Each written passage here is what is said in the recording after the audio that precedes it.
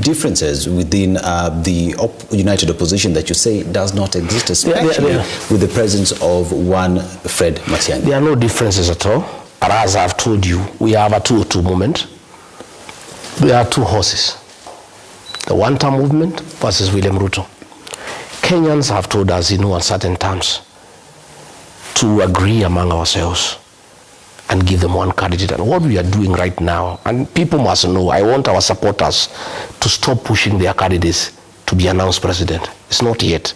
You see, this election is not like the other one. The 2022 election, Uhuru was exiting after 10 years. So the issue was who to replace him. This is not the issue, this election. First and foremost, we have to deal with the issue of William Ruto, because he is sitting president and he wants to come back. So the most important thing before we can decide who is to mobilize Kenyans and agree on a strategy on how to remove William Ruto from power. Then once we have the numbers, and politics is a game of numbers, then among ourselves we agree one person. And myself, I have said, I am presidential candidate. If I'm picked, I'll be very happy. I'll beat William Ruto in the morning. In case the formula does not favor me, it favors Kalonzo Musyoka, I'll support him the way I would have, campaigned for my own candidature. If it's Fred Matiang'i, the same. Martha Karua, the same. JB Muturi, the same. George Natabea, the same. But I can tell you, the little noise you are seeing is because William Ruto has planted a lot of moss in the opposition. He has infiltrated our various parties. Myself, when I was in office, he planted many people on me. And when I came out of office, I chased them away. Some have gone to Jubilee. So they are being used by William Ruto to cause problems within the opposition. And we have told leaders to be careful. If some Ruto moles have left my party and you are in the united opposition, don't allow them into yours, because he'll still use them to undermine the bigger united opposition. I am aware that William Ruto and the National Intelligence Service are trying to create a third force. This is what happened in 1992. Mwai Kibaki was doing very well and he would have removed President Daniel Arap Moi. The National Intelligence Service hyped the candidature of Kenneth Matiba, who was abroad. And he came, they mobilized people at the airport, in Nakuru, everywhere. They created a hype. And they planted people and they convinced Matiba he must run. They divided the vote and William Ruto won. The same thing is happening. Many news agents have been planted, to us. Like myself, there was one who speaks my language, and then he will pretend, oh, Rigathi, you are one of our own, we are helping you with information from inside, and then he's trying to mislead me. And I refused. In fact, I hear he has been removed and sent to be a deputy ambassador somewhere because he has failed to influence me. I hear they have promoted somebody, Akamba, to try to manage Kalonzo. Another Kisi to try to manage Matiang'i, another one to manage Natembea, so that they can try to convince us separately that you can make it on your own. So that you create a third force to divide the opposition, then we can have a runoff, and then William Ruto, using state resources, can buy the ones who have lost and win in the re-election. So the good thing, they have been trying to create confusion by creating rumors that Kalonzo is going to State House at night, so that we can be suspicious of Kalonzo. But Kalonzo has been very forthright with us, and that's why we have stuck together. Anytime Ruto sends him emissary, he calls us and tells us. So that has built confidence, And now we are convinced Kalonzo cannot be swayed by anybody. But we know they have attached an officer to try to use a lot of hard attacks to try to persuade Kalonzo to join William Ruto. But he has refused to budge. So the little teething problems you are seeing, they are Ruto characters all over the opposition. You have found most of them, instead of attacking William Ruto and challenging his programs, they are attacking Rigathi Gachagwa. You are saying you are in the opposition. This united opposition wants to send William Ruto home. But you, because you work for Ruto, but you are within the opposition, you move from one TV show to another attacking Rigathi Gachagwa, who is in the opposition. So once we deal with that little thing of moles, the Ruto fellows in the opposition, I think we will steady the ship. Because the principals, myself, Kalonzo, Matiang'i, Wamalwa, Natebea, Muturi, Mada, Linturi, we are all solid. And we have discussed, and all of us are very committed. And I'm telling you, this will be a two-horse race. What happened in 2002? Once the candidate was picked, Kibaki got 62%. Uhuru got 31%. The one who created a third force, Saviour Nyachae, got 5.6%. What will happen if anybody is confused by Ruto that you are very popular, that you can go it on your own, you can make it alone, and you become a third force? The people of Kenya will abandon you the same day. The people of Kenya have decided there are two horses, Ruto and one-term movement. Whoever is a candidate for the one-term movement will beat Ruto 70+1. Any third force that Ruto will create using manipulation, bribery, National Intelligence Service to confuse you that you can run on your own and make it, I can tell you the people of Kenya where they are today. A decision has been made by the people of Kenya, and I listen to them. They want one candidate, they don't care who. You seem to be speaking about the party that has said they would go alone. No, I'm not saying. Within the United Opposition, which is Jubilee. Who I don't know. I'm just saying, if you leave the United Opposition and go on your own, you'll be a third force. The people of Kenya will not accept the third force. The other day, they tried to form something called Sijui Kenya Moja. Something. But, you know, God is gracious to the people of Kenya. Before we could go far, one of the people who was pushing that thing was unmasked by a lot of people saying this is one of our own. We are the ones who have sent her to spy for the opposition. It died. That is what will happen. And Kenyans are also very intelligent. All these moles sent by Ruto into the opposition, people know them. They see through them. They read. They know, and they tell us, that is a mole, that is a mole, that is a Ruto person, that is this. Let me tell you, this thing will be a two-horse race. The rest are donkeys. Whoever is picked by the United Opposition to face William Ruto is the one who will win and will be the 6th president of the Republic of Kenya. If anybody gets lost along the way and decides to abandon the people of Kenya and think you can go it on your own, you will not go far. The people of Kenya will say no. I want us to talk about a recent matter that has come up, and this is with regard to the whereabouts of one Raila Amolo Odinga, fellow principal in broad-based government. And his whereabouts is not known, but you have been accused. A statement from ODM says that you and your team are sending fake news to Kenyans with regard to Raila's whereabouts and his health. I'm very saddened by ODM. ODM has sunk so low. Since they allowed William Ruto to destroy ODM, it's no longer the party that it was. That is very cheap to start with. Myself, I spent the whole of yesterday here with Mohammed Ali. Mohammed Ali is MP for Nyali and the man who has taken charge of our movement in the Coast region. Very capable young man. And things are going to happen in the Coast province because the area is one term, but they were waiting for us to identify a leader to work around the Coast province. I never had access to social media. And I slept early. This morning when I woke up, I was told there is a letter that ODM is accusing me and Kalonzo and Wamalwa of giving misinformation that Raila is unwell. I was not even aware whether he is unwell or whether there are rumors that he is unwell. To start with, I don't take much time myself thinking about Raila Odinga because the day I realized him and William Ruto are one and the same, I concentrated on William Ruto. Because there is no difference between Raila Odinga and William Ruto.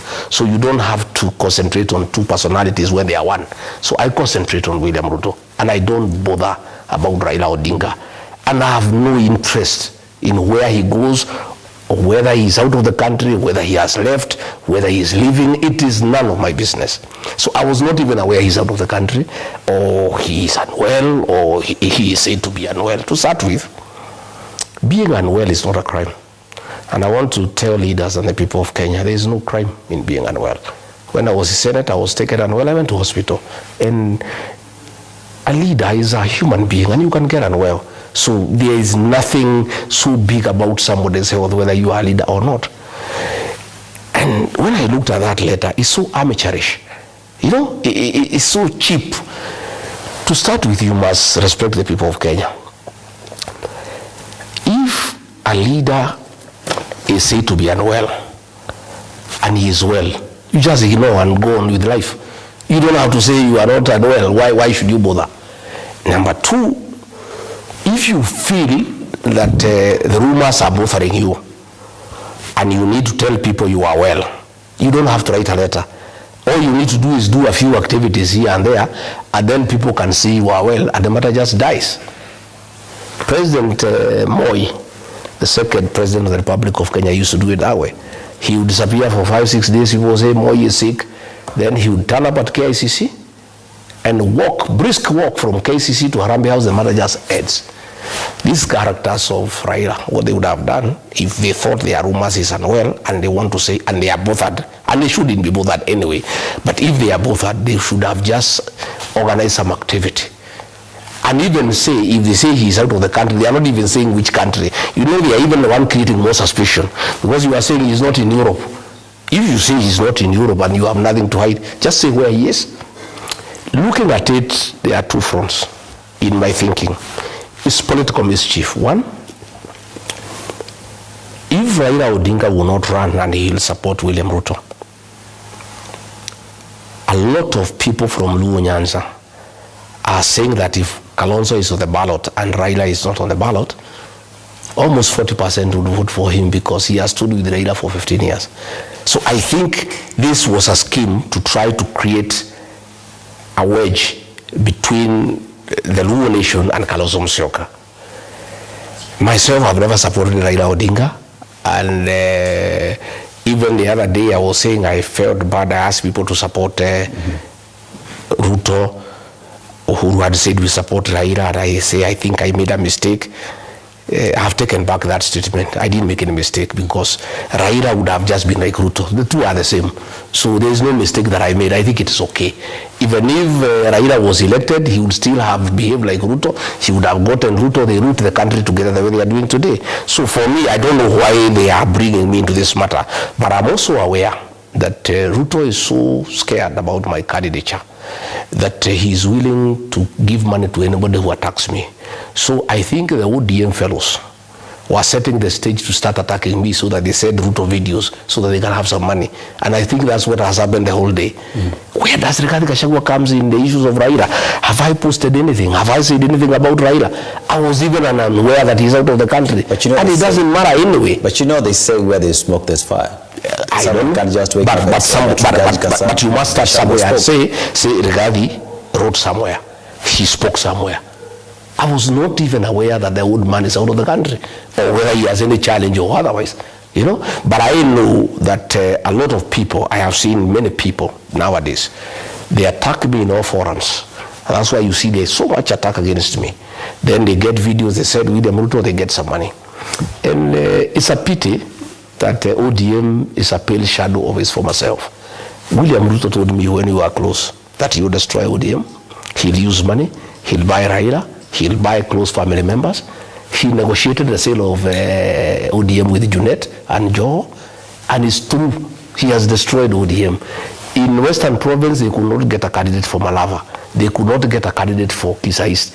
ODM has been destroyed by William Ruto. And just a few characters, Joho, the governor, Wanga, and Junet, they are the ones who are muking. All these other low MPs, they are just shouting. They are not getting anything out of the whole equation. So this party has sunk so low that they can sit down to accuse me and Kalonzo of wishing Raila ill. Let me tell you, my brother, we are not those kind of people. Doesn't matter who, even William Ruto, we have never wished him ill health. Even Raila, we have no reason. In fact, my prayer is that God gives Raila long life and good health. And I pray to God that he supports William Ruto so that we defeat the two of them in 2027. It will be very, very nice for me. I'll feel very good, because we would like to deal with Kenya's problem once and for all. And it's the two characters, because they are one and the same. They are looting the country together. All these things that are happening in the country, if it was not Raila support, Ruto would not be doing it. But as wishing him ill, wishing him bad, I'm not kind of a person. Right. And I'm really not bothered to what is happening to him or where he goes. It's really none of my business. Let's talk about formation of the next government, 2027. Yeah. You say that you will run for president, that you want to form the next government. Mr. Rigathi Gachagwa, how do you intend to form the next government if the impeachment was successful and with that it bars you from running for office? It doesn't bar me from running. That was, the Senate is a quasi-judicial authority. It is subordinate to the High Court. All decisions made by quasi-judicial authorities are subject to review by higher courts. So that decision, we have challenged it in the High Court, okay? And the High Court will listen to the matter and rule one way or another. Depending on the outcome, there's a court of appeal. Depending on the outcome, there's a Supreme Court. The law says, Article 99, that nobody, the right to vie is absolute, and nobody can stop you because of a court matter unless you have exhausted all the remedies available by law. I have not even started dealing with those remedies. So as far as I'm concerned, I'm eligible and I'll be on the ballot unless when we sit as united opposition, the formula doesn't favor me.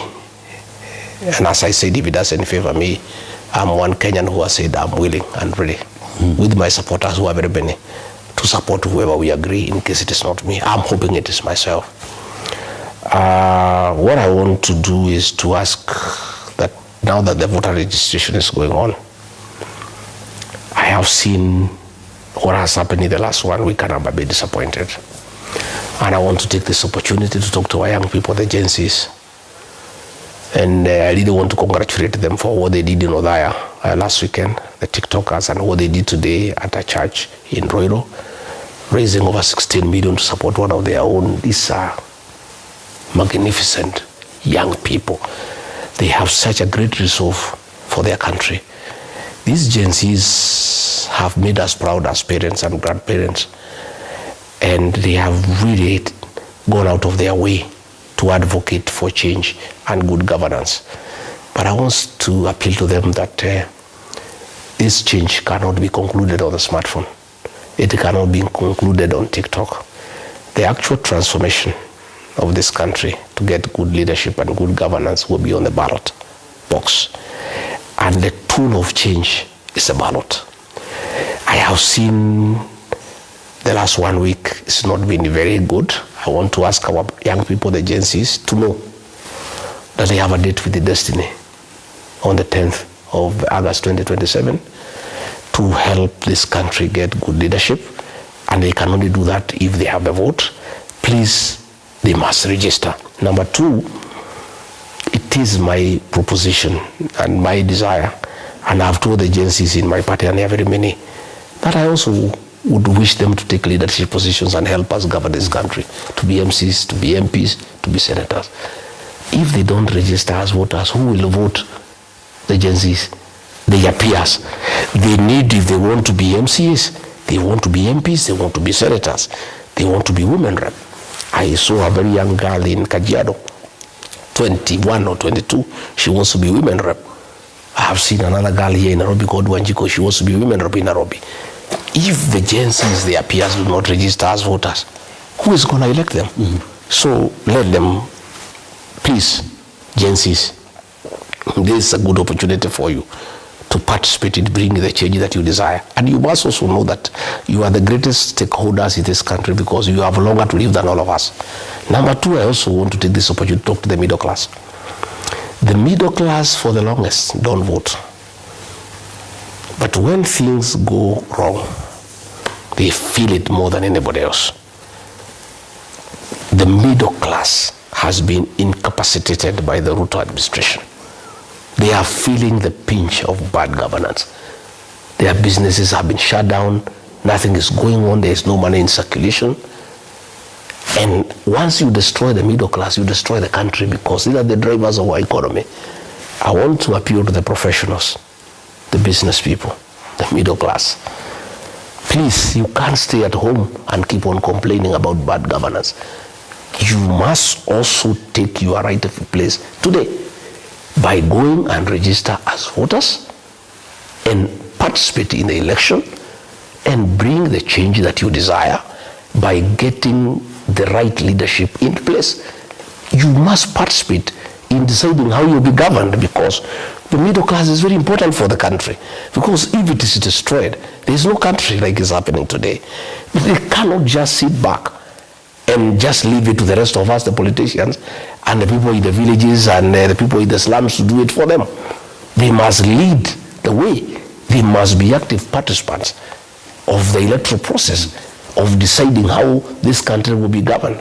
They can only do that if they have the tool of change, the tool that makes that decision, that is the ballot. So I want to appeal also to IBC. It is also slow for one reason. Also, the constituency offices are very far away. The economy is bad, there is no money anywhere. These agencies are not employed. To ask them to spend 100, 200, 300 shillings to go and take a vote is a little bit heavy on them. I would like to ask IBC to consider rolling out the voter registration exercise to the polling centers, where people walk in the morning, go and register and go back home. Otherwise, it's a little bit expensive, and it's part of why we are having that delay. Again, there is also some delay with the machines in terms of the machines being down. Many people are going, they wait for 2-3 hours, they go away. They need to perfect the equipment that they are having so that there is no downtime. You know, things are working, because people also want to register and go away so that they make it a little bit easier. Mr. Gachagwa, as we look at 2027 IEBC, let's look at the formation of IEBC. And the wrangles that existed, we know political parties played their role in the formation of the current IEBC. Do you believe that IEBC as currently constituted is able to deliver free, fair and credible elections? Well, I think they will, because they are Kenyans and they also don't want chaos in this country. A free and fair election is a must.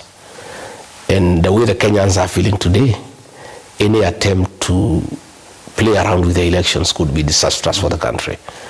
I know the other day I said as much, I was taken to task that I'm inciting people. I'm not inciting anybody. I'm just saying, listening to the mood of the country, showing the way people rejected the Finance Bill 2024. They would reject a flawed election 100 times more. And the consequences could be very disastrous. I am persuaded that these commissioners are part of Kenya. And this is their country, and they have no other country. And I have no reason that they will go out of their way to make sure that we have a free, verifiable, credible election. I want to tell the people of Kenya not to be worried that anybody can rig elections. It's very difficult to rig elections.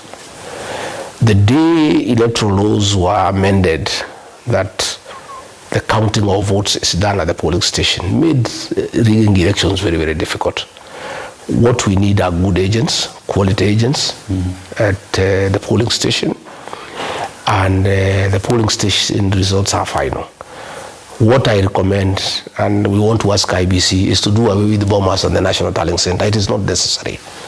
The law as it is today recognizes the constituency as the electoral area for the presidential election. So the presidential elections are announced in the 290 constituencies. The matter should end there. Even you guys in the press room there, you can just add up the numbers and announce the president. This thing of bombers and tallying and transmission is where monkey business begins. The way to have a free and fair election, and we know the results by morning, same day, is to do the presidential tallying at the constituency. Once the elections are announced at the constituency 290, the president will take the results and write them somewhere down. When they come from all other, people will just add, and we know who the president is, and nobody can tamper with that. It is not possible to tamper with 290 tallying centers. But this National Tallying Center has been the source of our problems since the year 2007. Or their monkey business in 2022 at the National Tallying Center that made... There were efforts, but they were thwarted by the portal. But I'm saying that is not even necessary, because it takes 4 or 5 days to ease tension in the country. Let's devolve the presidential elections. The constituency is a presidential electoral area. If this Madeira constituency where I come from, let whoever has won the presidential race be announced in Karatina. That will be added to Kamukunji. That will be added to Ndiwa. That will be added to Nyali. And by morning, by 10 a.m. the following day, because the counting of the presidential votes is number 1 at the polling center. Even the tallying, they tally the presidential results first. So it's possible that by morning, more than 240 constituencies in areas that have no challenge with networking, the results will be known. That is a way to deal with this matter in a very nice manner, so that we reduce tension in the country, and we lessen room for monkey business or anybody who may want to interfere with the results. So let there be 290 returning officers for the presidential election, so that nobody can interfere with those 290 people, instead of having one person at Bomas. And once those results are announced across the constituencies, everybody will just add up the numbers. But even towards the voting day, there is the registration exercise that is ongoing. There is a new security feature that has been added, which includes the iris. And many are saying Kenyans were never consulted. Yes. The previous registration exercise never included the same. Yeah. There is a new model. There is a new methodology. What is your response to that? I think it is wrong for IBC to try to bring a new methodology, because out of the 14 million voters who are registered, are included, it's biometric. So when you introduce the iris, a new methodology, then which is which? Shall you be having 2 methodology of identifying the voter on the election day? That is creating confusion. And Kenyans were not consulted, and they were also not told why. Biometric has worked and worked well. Why are you introducing a new methodology? Unless you are saying we introduce it for everybody, including ourselves who are already registered, we go back for the iris. Yeah? So I think IBC is creating confusion, and these are some of the things now that are creating suspicion. You know the way this IBC was picked by Ruto and Raila, who are, buddies in the same coalition. Then when you start introducing things that are not clear and are not well reasoned, and they cannot be justified, because are you telling us we are going to have 2 methods of identification? Why are we having iris for the new voters, yet we don't have it for the existing people in the voters register? I think that is wrong. And I think these are some of the things you may see people are moving to court. Are you planning to challenge this in court? Yeah, to challenge it in court. And it will be stopped, because there is discrimination. Why are you having 2 methodologies? It should just be one. And even if it's there because it's not there in law, there need to be public participation. People of Kenya need to be persuaded as to why. Why are we introducing this new methodology of voter identification? So I think let IBC not try to introduce things that can bring confusion and things that can start bringing suspicion as to the intention of the introduction of the new methodology.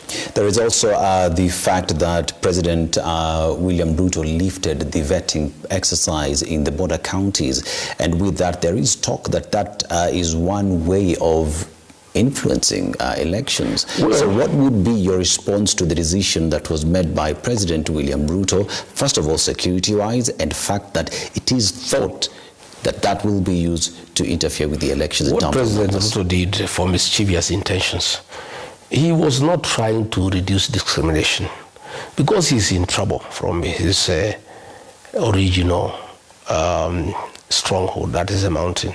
He's trying to replace the mountain by northeastern Kenya, by trying to get aliens from Somalia and Ethiopia to come and register in Kenya so that they can vote for him. But he doesn't know what he's doing to the security of the country. As we speak today, people from those areas of northern Kenya are being discriminated in America in terms of visa, because the Americans are not sure that they will not get bad characters. So sometimes William Ruto, because of selfish desire, he exposes an entire region to discrimination, because not many people will be comfortable issuing visas, to people from a region that is on the border and where people are being registered in a way that is not foolproof. I think it is wrong and it's very untidy. We need to be very, very careful about border security, about the security of the country, about international security, by making sure that we come up with a mechanism on how we vet aliens without discriminating the Kenyan people. And elders have been very useful in the border counties. Elders know who is who.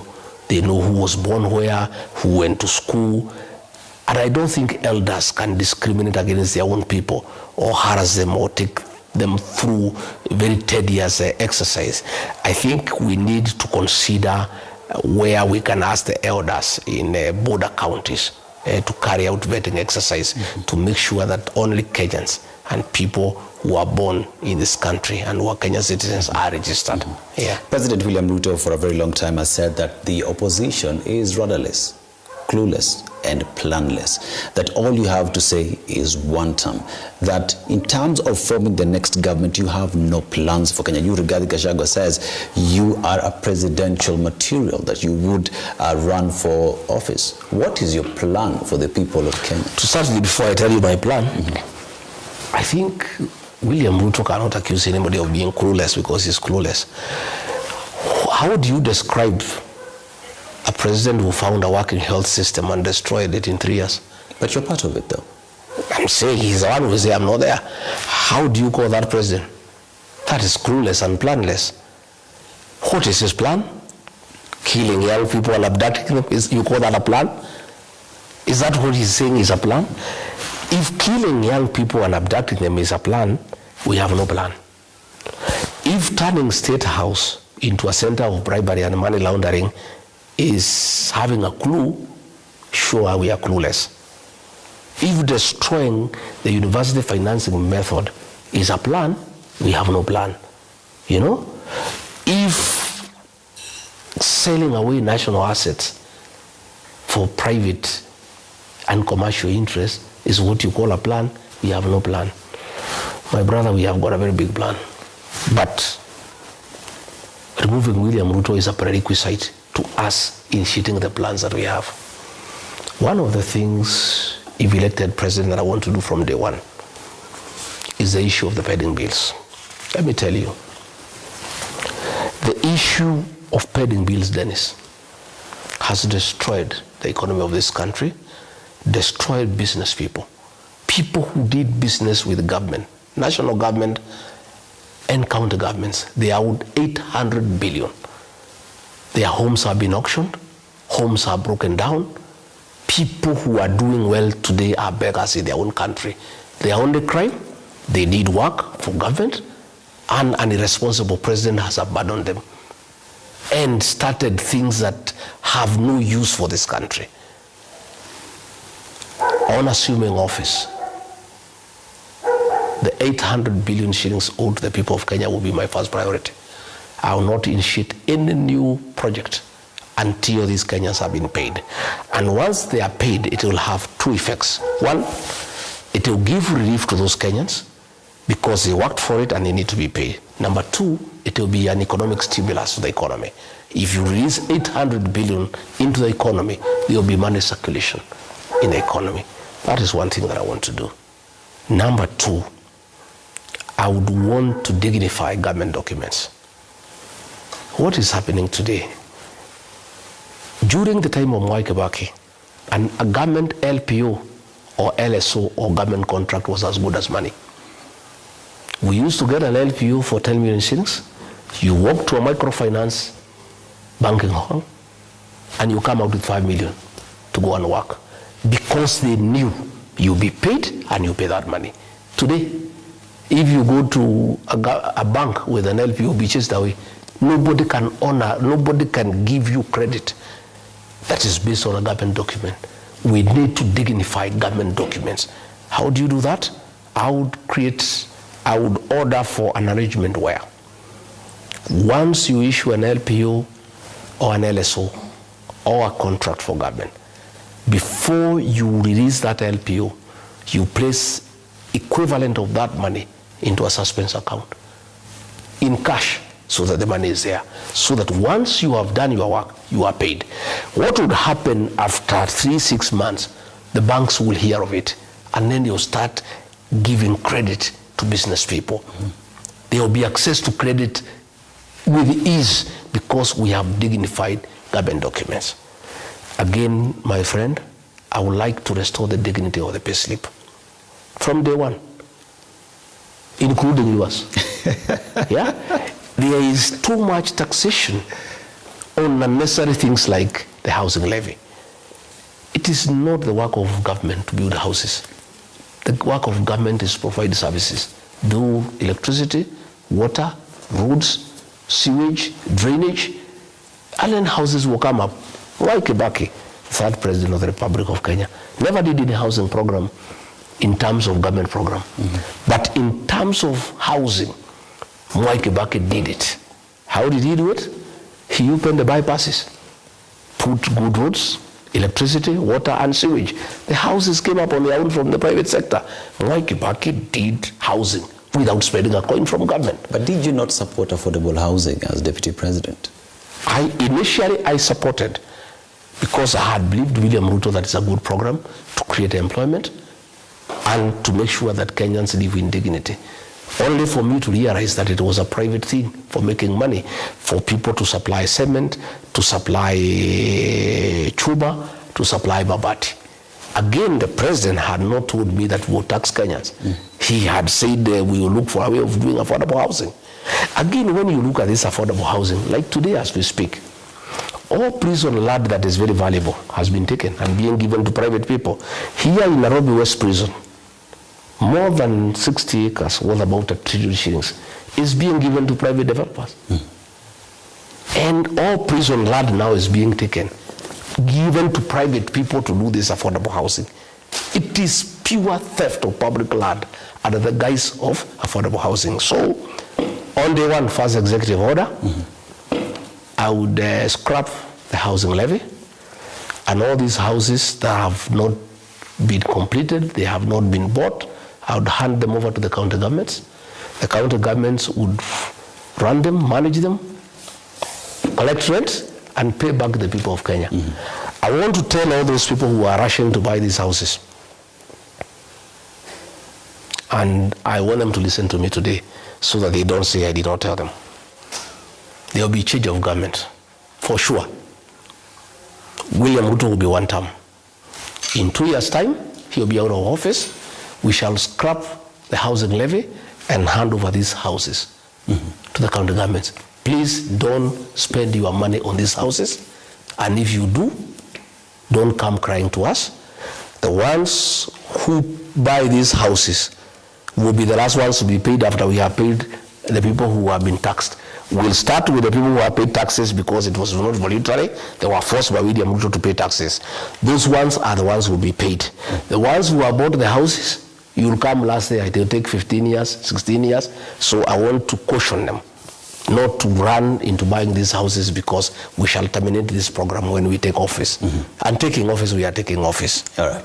Rigathi Gachagwa, the DCP party leader, who says that his plan for Kenya is to ensure that he restores dignity to pay slips, that he will ensure that everything is done right, that the opposition, united opposition, is united, and that anyone who walks out of that has nowhere to go. He will not be a third force, and that there is conduit by the government to ensure that the opposition is divided.